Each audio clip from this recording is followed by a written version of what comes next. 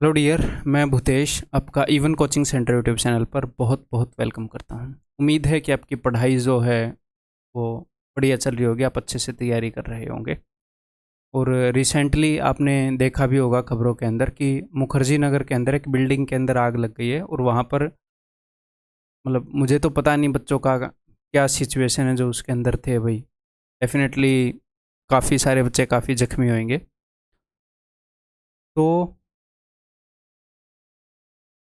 आप ये देखो कि उनके पेरेंट्स के ऊपर, जिन बच्चों के साथ ये घटना हुई है, उनके दोस्तों के ऊपर, जो भी उनके करीबी हैं, उनके ऊपर क्या बीत रही होगी। तो ऐसा नहीं होना चाहिए था वैसे। और ये किस चीज़ के कारण हुआ है वहाँ पर, डेफिनेटली इसकी जांच पड़ताल करनी चाहिए पुलिस को या सिस्टम को। और अगर कोई ऐसा पर्सन है जिसके कारण हुआ है, डेफिनेटली उस पर कार्रवाई होनी चाहिए भाई। ठीक है, मतलब काफ़ी दुखद घटना हुई है ये अपनी कम्युनिटी के अंदर।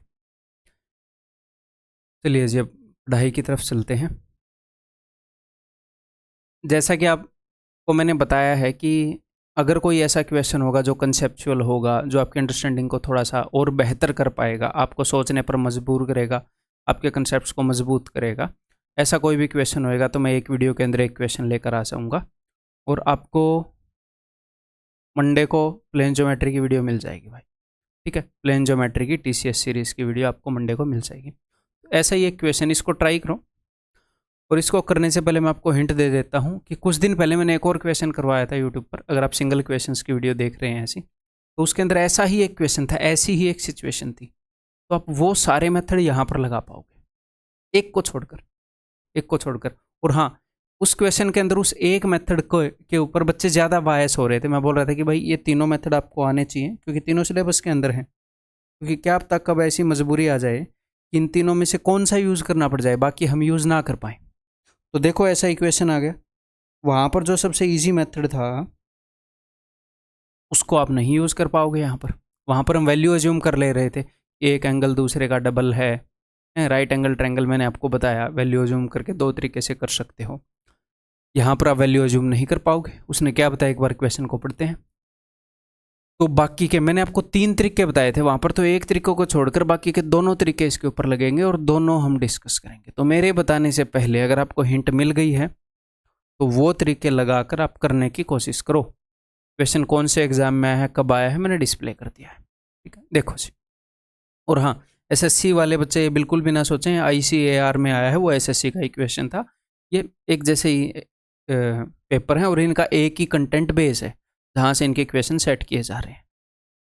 ठीक है, इतना अंदाज़ा हो जाता है टीचर को कि ये जो क्वेश्चन इस एग्ज़ाम को, ये क्वेश्चंस को सेट करने के लिए जहाँ से कंटेंट उठाया जा रहा है, इस एग्ज़ाम के क्वेश्चन को सेट करने के लिए जहाँ से क्वेश्चन उठाया जा रहा है, उनकी नेचर, उनका टाइप लेवल देखकर कि हाँ भैया एक जगह से ही उठाया जा रहा है मामला।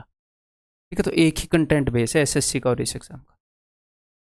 In triangle ABC, A is the largest angle and angle B is the smallest angle. If the largest angle is twice the smallest angle. देखो, A सबसे बड़ा एंगल है तो मैं A को थोड़ा सा बड़ा बना लेता हूँ।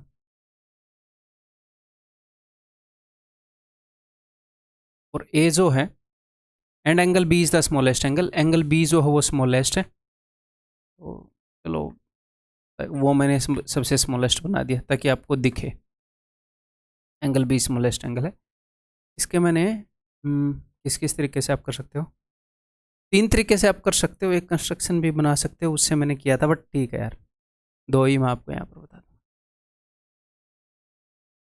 देखो, तो उसने ये बताया कि एंगल B जो है वो स्मॉलेस्ट है, तो मैंने इसको क्या मान लिया, इसको मैंने मान लिया थीटा। और सबसे बड़ा एंगल इसका डबल है, इसको मैंने मान लिया 2 थीटा। मैं बड़े ही प्यार से समझाऊंगा। अगर किसी बच्चे को ये लगे कि भैया मुझे तो तेज समझना है, तो वीडियो की स्पीड बढ़ा लेना भाई। ठीक है, और उसने क्या बताया है,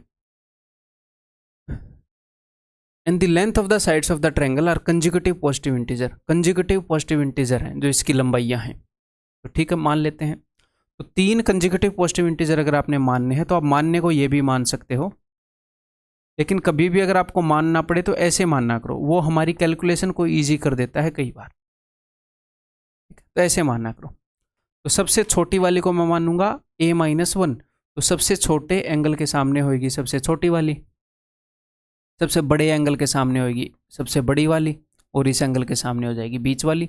तीनों कंजिक्यूटिव हैं, एक एक का गैप है, ठीक है। तो यहाँ पर वैल्यू अज्यूम करने के लिए आपको, कि अगर मैं वैल्यू अज्यूम करके इक्वेशन करूँ, ऐसी कोई ट्रायंगल बनानी पड़ेगी जिसमें एक एंगल का डबल दूसरा एंगल है और तीनों साइड जो हैं वो कंजिक्यूटिव इंटीजर्स हैं, ठीक है। और सबसे छोटी साइड थीटा के सामने, सबसे बड़ी साइड a+1 के सामने, ठीक है भाई। ये काम आपको करना पड़ेगा, नहीं तो उस हिसाब से तो आपको ट्रायंगल याद ही रखनी पड़ेगी कि कौन से वाली ट्रायंगल है। Then the length of the largest side, तो लार्जेस्ट साइड की लेंथ बताओ। तो चलिए इसे करते हैं। तो सबसे पहले आपके दिमाग में आना चाहिए, बिकॉज उसने एंगल बता दिए हैं, तीनों साइड की लंबाइयाँ बता दी हैं। तो कोसाइन रूल एक होता है, कोसाइन रूल के अंदर क्या होता है कि ट्रायंगल की लंबाइयाँ और किन्हीं भी दो साइड के बीच का एक एंगल, उनके बीच में रिलेशन, ये बेस पर कोसाइन रूल बनता है कि भैया ये लग सकता है, हम लगा सकते हैं। और एक आपको साइन रूल याद आना चाहिए। साइन रूल क्या होता है कि ट्रायंगल की साइड्स की लंबाइयों का रेशियो वही होता है जो उस ट्रायंगल के सामने वाले एंगल का साइन होता है। तो ठीक है जी, देखते हैं। अगर मैं यहाँ पर लगाऊं, साइन रूल लगा दूं, तो दो ही एंगल बताए गए हैं, थीटा वाला, 2 थीटा वाला, तो इनके ऊपर लगा देता हूँ। 2 थीटा के सामने वाली साइड और थीटा के सामने वाली साइड, इनकी लंबाइयों का रेशियो क्या होएगा, इनकी लंबाइयों के रेशियो को बताएगा। a+1 के सामने वाली साइड है 2 थीटा, तो ये हो जाएगा साइन 2 थीटा।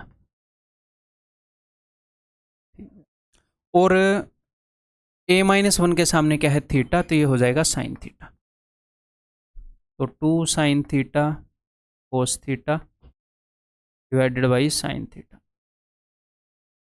ठीक है। तो यहां पर मुझे क्या मिला, मुझे कोस थीटा की वैल्यू मिल गई। अगर मैं इस 2 को इधर भेज दूं तो ठीक है।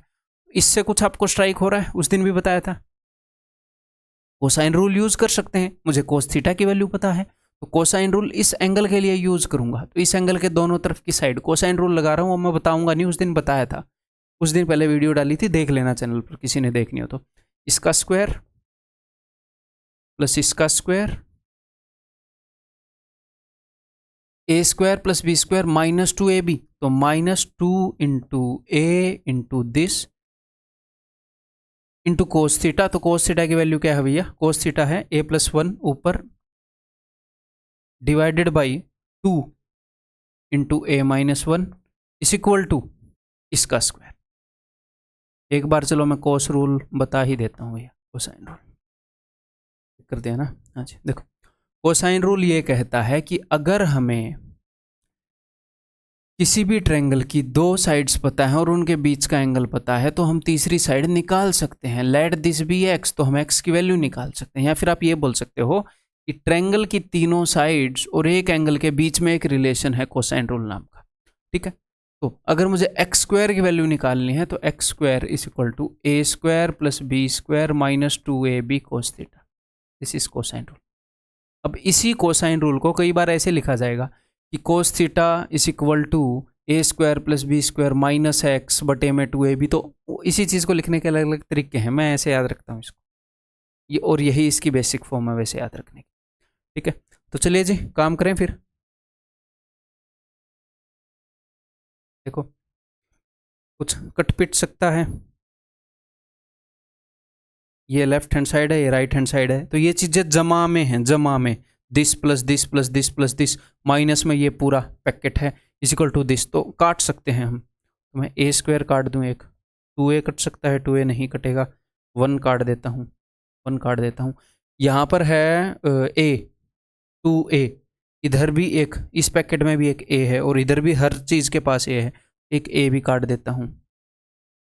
इस डिब्बे में से भी एक a काट दी और इधर से भी एक a काट दी। अब देखो ध्यान से, ये पूरी एक यूनिट है, इसके आगे माइनस है, ये पूरी एक चीज है, बीच में से इसके टुकड़ों को मूव नहीं कर सकते। एक चीज ये है कि है, इसको उठाकर मैं उधर भेज रहा हूं, ठीक, ये उधर जाकर पॉजिटिव हो जाएगा।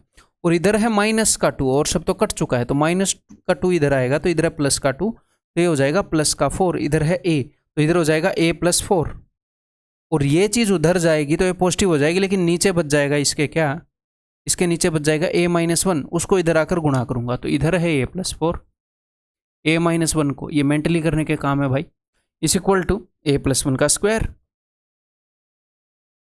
कर दें इसको सोल्व, उफ, ये हो जाएगा 4a, तो 3a हो जाएगा ना, 4a और माइनस का a प्लस 3a माइनस का 4 is equal to a square plus 2a plus 1। और एक मेरे को छोटी सी बात ध्यान आ रही है, जैसे कई बार कुछ मुद्दे होते हैं देश के अंदर कुछ हो रहे हैं, तो एक आधी बार मैं बोल देता हूँ कि यार यहाँ पर ये गलत हो रहा है, ऐसे करो। एक आधी बार मैं सोशल मीडिया पर उसे नहीं बोलता, तो कई बार बच्चे बोलते हैं कि आपको इस बात का दुख नहीं हुआ क्या, आपने ये बात बोल दी। मेरे भाई, मेरी बात को ध्यान से समझने की कोशिश करो। मेरे को उन चीज़ों से दुख होता है, और इतना दुख होता है कि मैं सोशल मीडिया पर नहीं बोल पाता हूँ यार कई बार। जैसे आपने वो एग्जाम्पल देखे हैं, किसी का मतलब दादा एक्सपायर हो गया, तो दादा के पीछे अर्थी जल रही है, ऐसे मतलब फोटो खींच दिया, तो वो उस वो दुख हुआ था दादा के मरने का, या उसने मतलब फेसबुक पे डाल दिया, उसको दुख नहीं हुआ इसका मतलब, फालतू की बकवास कर रहा है, शोबाजी कर रहा है। दुख तो डेफिनेटली होएगा यार, कोई भी आदमी है, आम आदमी जिसके अंदर थोड़ी भी इंसानियत जिंदा बची है, कई मुद्दों के ऊपर अगर मैं नहीं भी बोलता, चुपचाप भाई दुखी होकर रह लेते और क्या करें। कई बार भाई दुख के साथ साथ जब गुस्सा आ जाता है, एक आधी बार सोशल मीडिया पर बोलने का भी दिल करता है, यार ये करना चाहिए, ये वो ये है। तो ये नहीं है कि अगर मैं किसी चीज़ के ऊपर बोल नहीं रहा था भैया दुख ही नहीं हुआ है। चलो इधर देखो, 3a इधर आकर 2a आ गया, तो a इज इक्वल टू 5, तो a की वैल्यू हो गई जी 5। अब सीधा 5 के ऊपर टिक नहीं मारना है, बिकॉज उसने पूछी है लार्जेस्ट साइड, तो लार्जेस्ट साइड ये है a प्लस 1, तो 6 उत्तर हो जाएगा इसका। अब ये ट्रायंगल कौन सी बन गई, अगर a की वैल्यू 5 है तो ये हो गई 4, ये हो गई 5 और ये है 6, तो ये 4 5 6 की एक ट्रायंगल है, जिसमें 4 के सामने वाले एंगल से डबल है 6 के सामने वाला एंगल। तो एक स्पेसिफिक ट्रायंगल है ना, तो आप इस स्पेसिफिक ट्रायंगल को अज्यूम थोड़ी ना कर सकते हो। लास्ट जो मैंने एक क्वेश्चन करवाया था ऐसा ही, तो मैं बता रहा था 3 मेथड से करवाया था, उसमें सिर्फ उसने एक ही कंडीशन दी थी। क्या कंडीशन दी थी कि एक एंगल के सामने दूसरे वाला, एक एंगल के कंपैरिजन में दूसरा डबल है। साइड्स के बारे में कुछ नहीं बोला। अब साइड्स के बारे में भी बोल दिया, तो ऐसी ट्रायंगल अज्यूम करवाना मुश्किल है हमारे लिए, सीधी वही ट्रायंगल अज्यूम करनी पड़ेगी।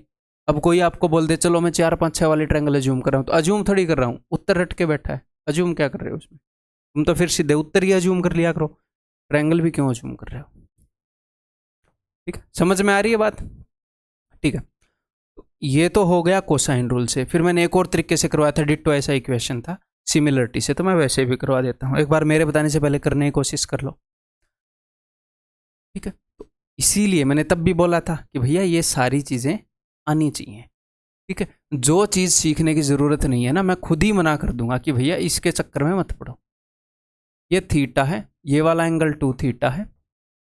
मैंने आपको ये बताया था कि इस एंगल को तोड़ लो एंगल बाइसेक्टर से। क्यों तोड़ लो? ये 2 थीटा है तो ये थीटा थीटा बन जाएगा।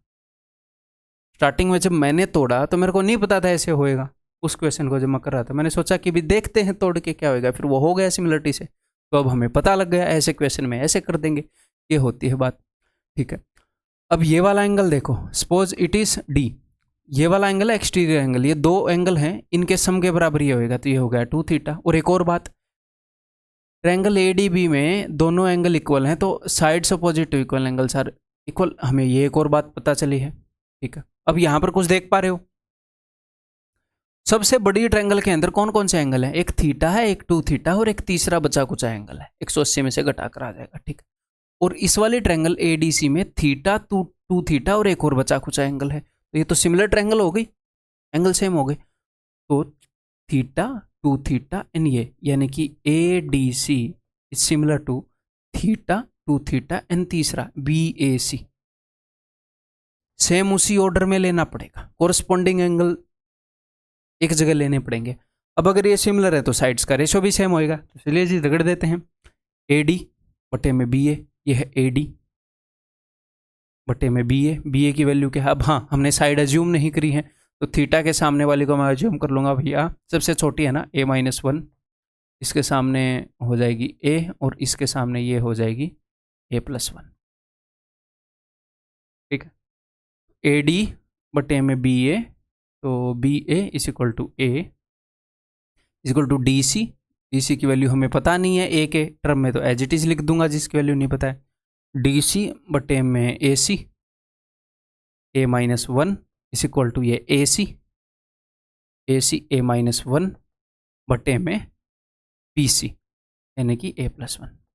अब देखो इसको कैसे यूज़ करोगे, यहाँ पर अपने पास 3 इक्वेशन आ गई हैं, कैसे यूज़ करेंगे। अब मैं उत्तर निकालना चाह रहा हूँ, मैं ए की वैल्यू निकालना चाह रहा हूँ, तो ए की वैल्यू कैसे निकालूँ। यहाँ पर तो ए डी और डी सी ए के टर्म में भी नहीं है, कंपेयर करने की सोचूंगा चीज़ों को, ठीक है। तो सबसे पहले तो मैं इनको कंपेयर कर देता हूँ भाई, ठीक है। A-1 का स्क्वायर, उधर A-1 चला जाएगा, A+1 को इधर ही रहने दो। डी सी की वैल्यू डी सी, चलो मैं एक और तरीके से डी सी की वैल्यू, वैसे तो मुझे पता ही है कैसे होएगा, डी सी की जो वैल्यू है मैं एक और तरीके से कंपेयर करके देखूंगा। यहाँ पर देखो डी सी है जो कि अननोन है, यहाँ पर ए डी है जो कि अननोन है।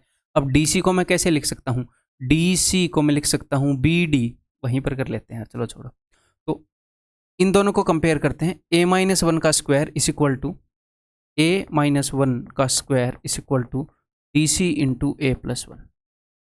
अब मुझे इस डी सी की ऐसी कोई वैल्यू पुट करनी है ए के टर्म्स में, कैसे पुट कर पाऊंगा, इन दोनों को कंपेयर करके पुट कर पाऊंगा, नहीं इन दोनों को कंपेयर करके तो नहीं, डी सी की वैल्यू पुट करनी है। तो डी सी को मैं लिख सकता हूं दोस्त B C minus B D, ठीक है। और ये जो बी डी जो है ये ए डी के बराबर है ना। तो इस डी सी को मैं लिख देता हूं यहां पर बी सी माइनस ये पूरा B C minus B D